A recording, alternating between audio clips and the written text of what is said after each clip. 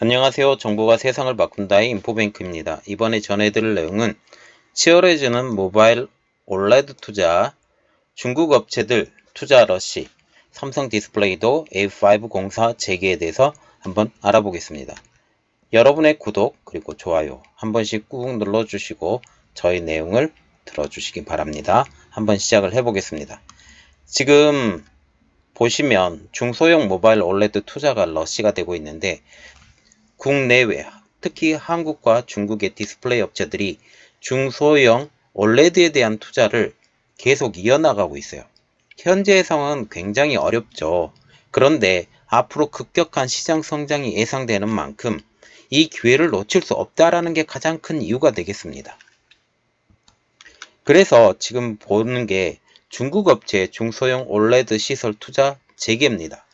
11일자 디스플레이 업계에 따르면 중국의 BOE, 차이나스타, 그리고 비전웍스 등이 최근 중국 내 OLED 투자에 집중하고 있다라는 발표가 나왔고, 그리고 차이나스타와 비전웍스가 지난달 6일에 그리고 BOE와 같은 경우는 같은 달 13일에 디스플레이 장비 입찰을 재개를 했다고 합니다.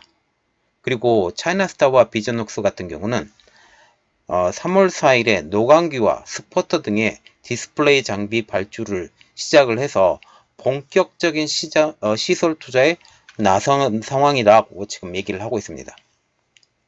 이에 따라서 업체들의 신규 입찰 건수가 한번 보면 1월 달에 42건이 있었어요.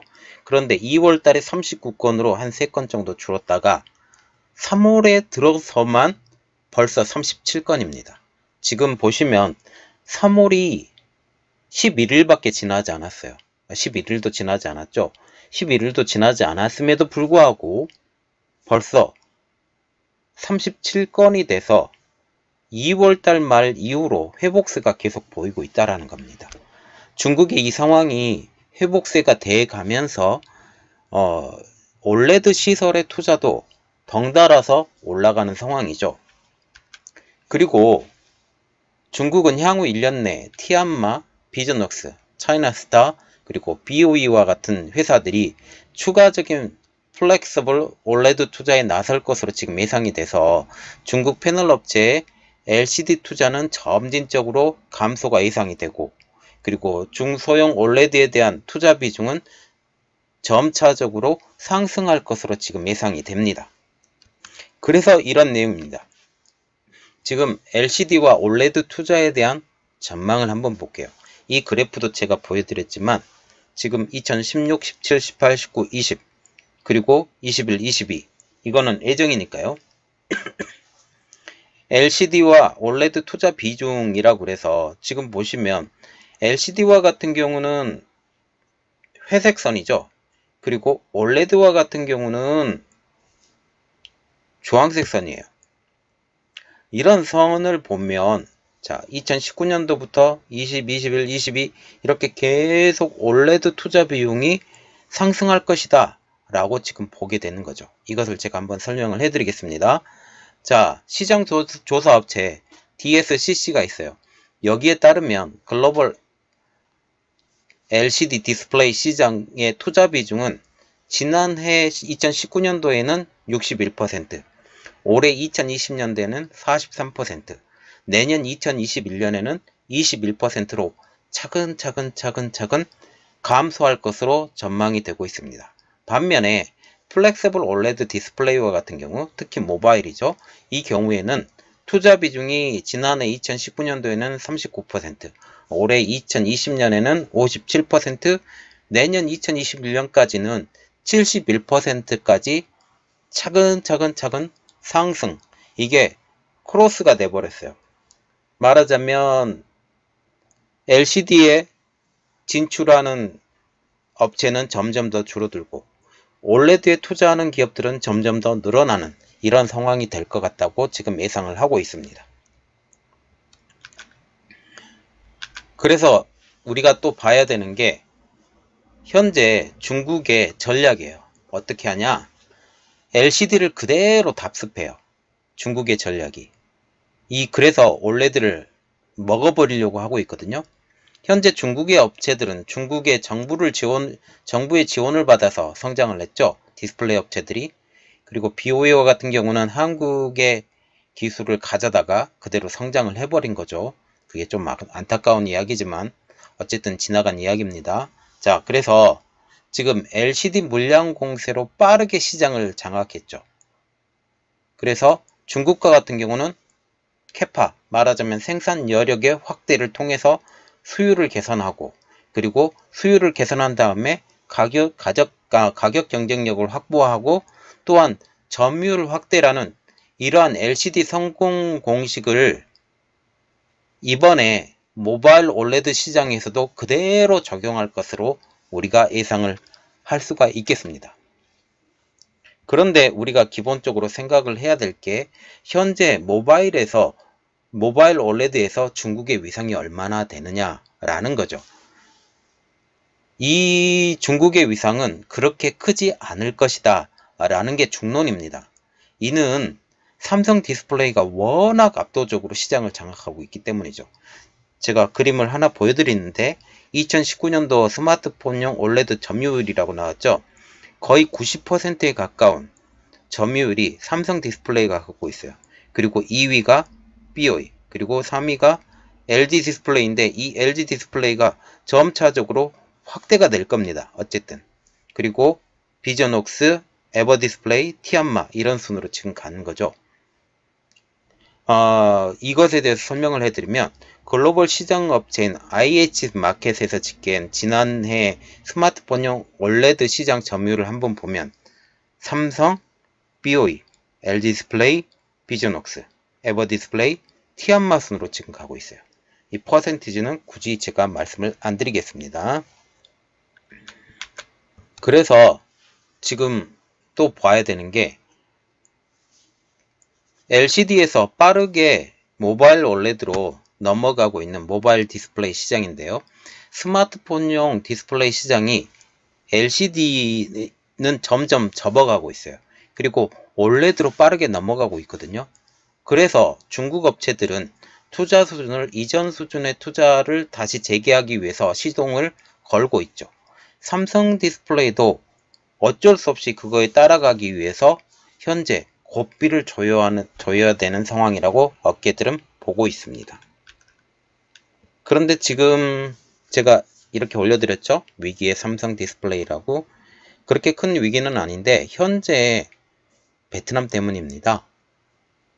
현재 그 플렉서블 모듈 설비 개조를 위해서 700명이 베트남으로 보내져야 하는데 현재 제동이 걸린 상태이죠. 이것에 대해서 임시적으로 풀어준다라는 그런 말도 있고 그 내용은 또 나오면 여러분들에게 또 알려드리겠습니다.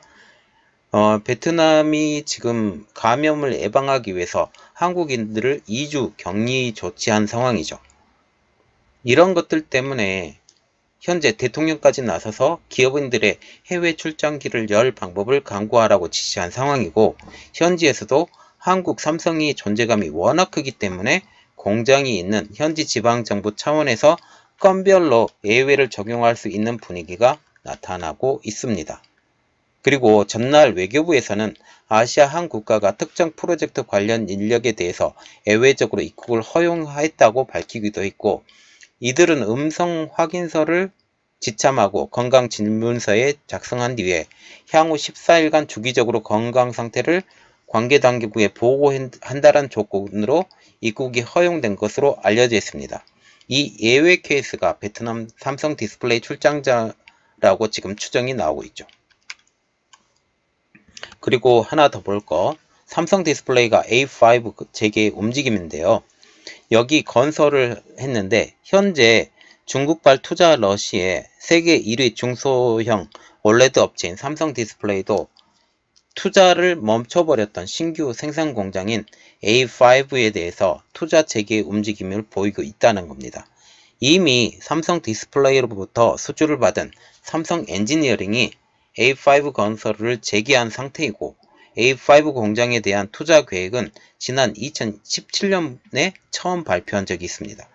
디스플레이 업계에선 이렇게 말을 하고 있죠. 이르면 올해 하반기부터 삼성 디스플레이가 A5 공장에 필요한 디스플레이 장비를 발주를 시작을 해서 내년 하반기부터는 본격 가동에 돌입할 것으로 보고 있습니다.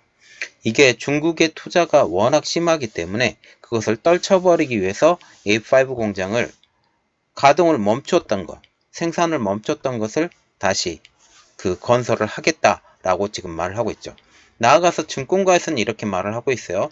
삼성 디스플레이가 경쟁 업체의 초격차 전략을 하기 위해서 A5 공장 내 Y옥타 생산 라인을 마련하고 잉크젯 OCR 장비의 기반을 새로운 라미테이션, 접합 공정도 도입할 것으로 지금 보이고 있습니다. 그러면 우리가 기본적으로 Y옥타 생산 라인 그리고 잉크젯 OCR이 뭔지 한번 알아봐야 되겠습니다. 그러면 삼성 디스플레이가 적용하는 Y옥타란 무엇인가에 대해서 한번 알아보겠는데요. Y옥타는 플렉서블 올레드 패널의 터치 일체형 기술을 접목하는 방식을 말을 하는데요.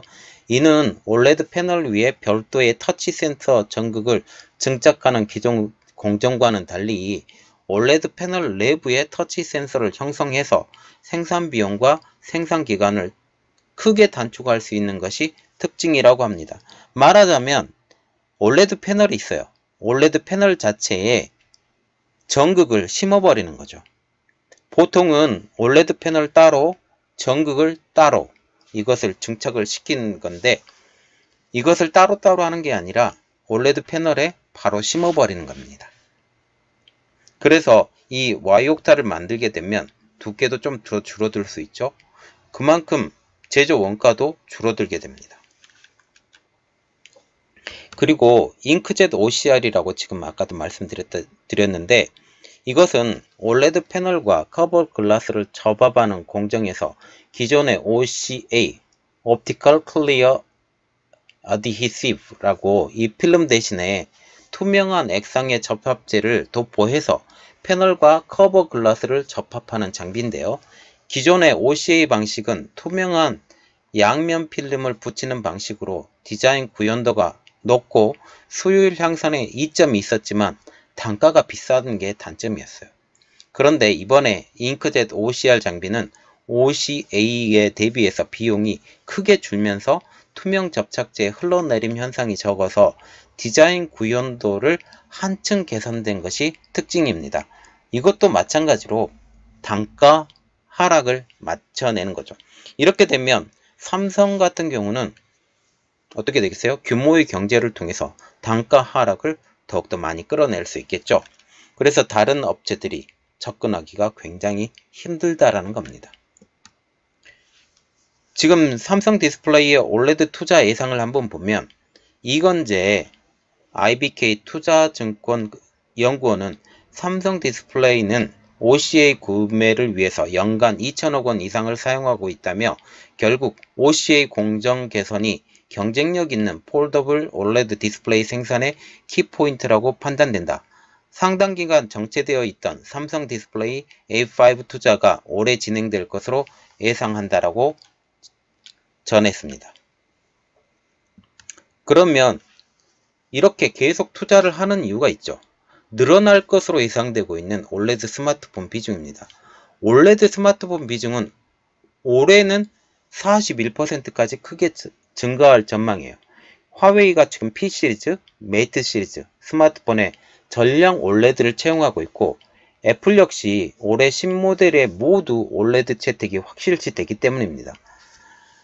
특히 올레드로 넘어왔던 가장 큰 원인이 뭐냐면 애플 때문이에요. 애플이 제일 먼저 올레드를 채택을 했고 이 애플을 따라서 화면이 선명했던 올레드로 다 채용을 하게 된다라는 겁니다.